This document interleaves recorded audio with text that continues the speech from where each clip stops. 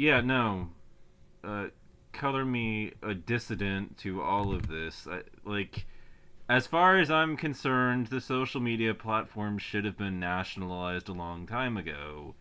Take them out of the hands of our corporate overlords and put them back into the hands of the public where it belongs. Now, there are some that have objected that that would be a terrible idea because, it would turn the current, reality into a fossil that stopped evolving any further. But what's wrong with the current, environment? Why does it need to evolve any further beyond where it is at this point? What's wrong with it? What is its deficiency that makes you think that it needs further? Anybody that tried to come into this space would, encounter the problems of the first mover advantage and the network effects that the current networks actually have. The problem with the current networks isn't that the technology is insufficient. The problem with them is who's operating them.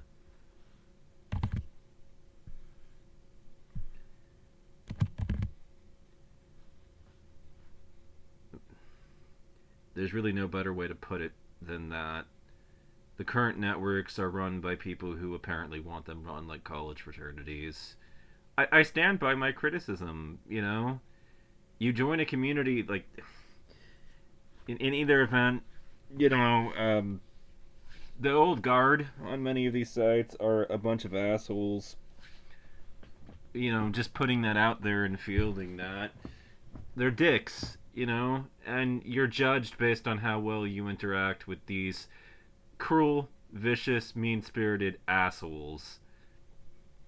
And if you don't get along with that, then you're chased out of the community with pitchforks and torches. And that's currently the environment that we operate under when it comes to many of these communities. I was ganged up on by a bunch of like a bunch of rabid hyenas for a relatively innocent post, and then unceremoniously banned because I had the audacity to stand up for myself. You know, and that didn't mesh well with the community. That I didn't just passively accept its abuse. So I'd submit that the problem with the current networks and the way is not the sites themselves or the technology or any of that. The flaw has to do with its corporate owners and the tech overlords that own it, the people moderating the communities, the individuals that are responsible for it, the people whose hands the networks are in are the problem with them. Nationalize them and they'll improve dramatically.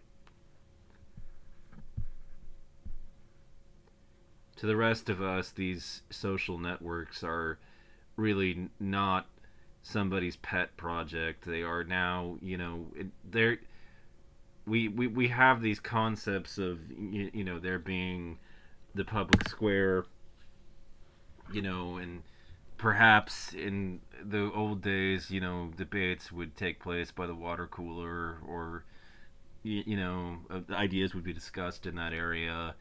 They would be, or they would be discussed in the square of a city or something. But like Pioneer Square, here in Portland, but the reality is that discussion has moved off the street and onto the web, so to speak, which makes sites like Reddit and sites like Blue Sky and Twitter and Facebook all really are effectively, whether they are considered as such by the government or not, utilities, which means they should be regulated in a very different fashion than they are currently. For instance, the consequences of being banned from one of these networks can be pretty dire for a person who loses their ability to politically organize or interact with those who are, and figure out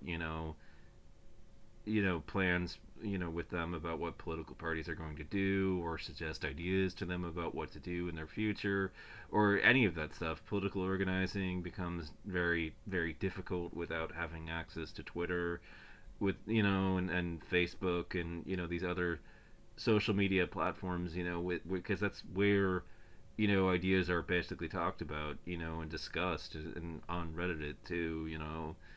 Like, they may not be considered by the government to be utilities, but without the legal label being applied to them, they're operating as utilities anyways at this point and stage in the operation.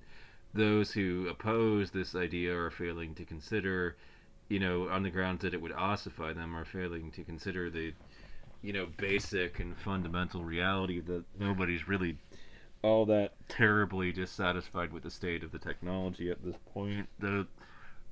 Nobody's looking for the next big thing, because all we're really seeing at this point is gradual refinements of the current model that are never really leading anywhere truly revolutionary or mind-blowing.